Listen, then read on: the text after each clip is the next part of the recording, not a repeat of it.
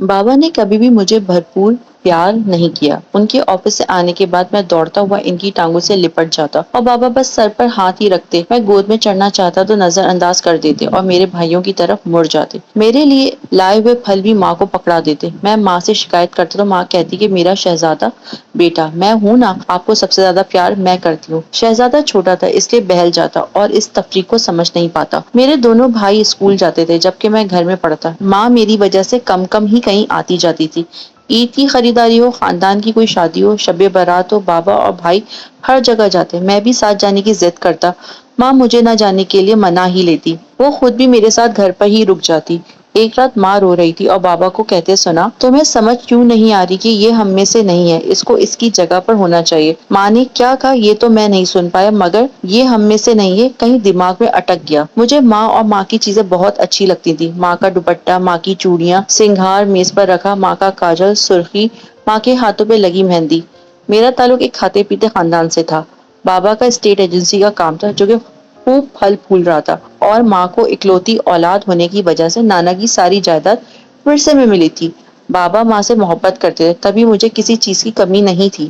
بس بابا کا پیار نہیں ملا۔ وہ کہتے ہیں نا کہ زندگی کسی کی بھی مکمل نہیں ہوتی، کوئی نہ کوئی کمی رہ جاتی ہے، اور اپنی ماں کی زندگی کی وہ کمی میں تھا۔ میں بڑا ہو رہا تھا اور میرے اندر کی تبدیلیاں مجھے اس شدت سے اکسا رہی تھی۔ ایک دن ماں بابا باہر گئے ہوئے تھے۔ میں نے ماں کی چوڑیاں پہنی، سرخی سے ہونٹوں کو لال کیا، ناخنوں پر گلابی ناخن پالش لگائی اور ماں کا دوپٹہ پہن کر خود کو آئینے میں دیکھنے میں اتنا مگن تھا کہ بابا کے آنے کا پتہ ہی نہ چلا۔ ہوش تب آیا جب ماتھے سے خون نکلا۔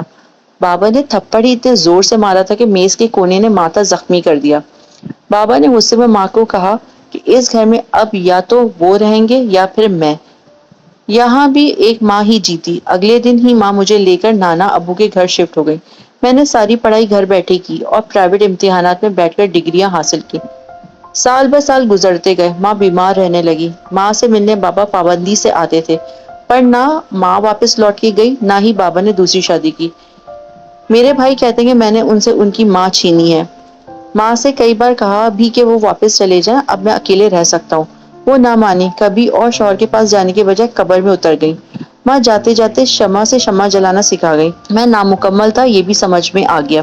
یہ ہم میں سے نہیں ہے، بابا کا یہ جملہ بھی سمجھ آ گیا۔ میری ماں نے میرے لیے اکیلا پن کاٹا ہے۔ بابا سے محبت کے باوجود لوٹ کر نہ گئی۔ بابا کبھی کبھی آ جاتے ہیں ملنے اور سارا وقت ماں کے کمرے میں گزارتے ہیں۔ یہ سب بہت تکلیف دہ تھا میرے لیے، اس لیے نانا ابو کے گھر کو میں نے یتیم خانے میں بدل دیا۔ یہاں مجھ جیسے نامکمل بچے بھی ہیں، اور وہ بھی جو گناہ قرار دے کر کچرے کے ڈھیر میں پھینک دیے جاتے ہیں۔ آرفنیج میں یہ بچے اپنے پیروں پر کھڑا ہونا سیکھ لیں گے۔ میں نے اپنے حصے کی قندیل جلا دی ہے۔